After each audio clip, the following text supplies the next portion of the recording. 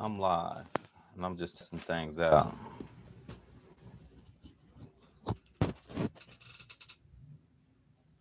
But even when I test things out, I just wanted to chat about branding.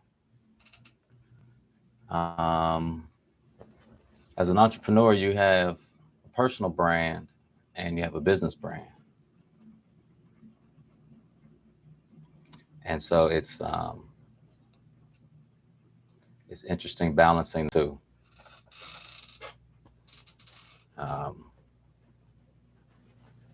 for instance, when you have your professional or your business brand, there are certain things you can't you have to present for potential investors or employers or customers. You're selling high ticket items or something like that. Then you have a personal brand where you're doing what the hell you want in the background. You're wherever the hell you want to be, and you're doing what the hell you want to do, and you're saying what the hell you want to say. So I think many entrepreneurs get to that point, some early on, some later, depending on how you start. You know, for me, it was a it was a point that I didn't start off at because I had my audience was not necessarily the demographic I was in. So I had to maintain a certain level of professionalism. And you always do, I think. You always have to maintain a certain level of professionalism. At least that's what most people think. I would like to get to a point where you don't, where it's whatever your natural level of professionalism is. Let's put it like that. And whatever you do, certain people get to that level. Snoop Dogg and whoever. Um, it's easier to do it when you go as a rapper and you come out, just because the hard part of your stigma is already out there, right? I don't think I'm gonna have as much of a problem as many people, but it is something that I run across when I talk to some of my students. Um, because I'll get the cussing, smoking, and sometimes talking about some crazy stuff in the middle of a professional situation, and you know, you just have to realize that's how some people are.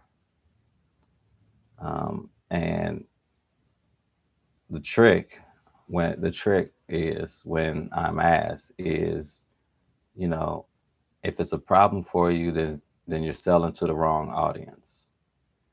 If you're selling to high ticket, but you're scared that when you find out who you are, that somehow your sales are going to be interrupted, then you need to match those audiences so you don't have that problem. So some can balance it, some can separate it, because we don't know who the owner or CEO of Target is right off the top of our head. We don't. We have to look him up. And he could have been at the club just doing whatever the heck he wanted to do last night, and it doesn't necessarily affect his company. Whereas some people, if Elon Musk did that, or someone else whose name is driving the business, or their personal brand is interacted more with the business brand, then that would make a difference. So it's not the same for everyone, is what I tell my students, and it's a matter of making that decision and structuring it like that. Um, for me, it started with a difference, and then as I start to get different streams of income and more confidence, it started to blend together, and I just watch it and let it, and appreciate that. So, um, yeah, I'm just reviving this channel, seeing what I can do. And I'm going to give a series on just mm, kind of thinking out loud series. So I'll see you next time.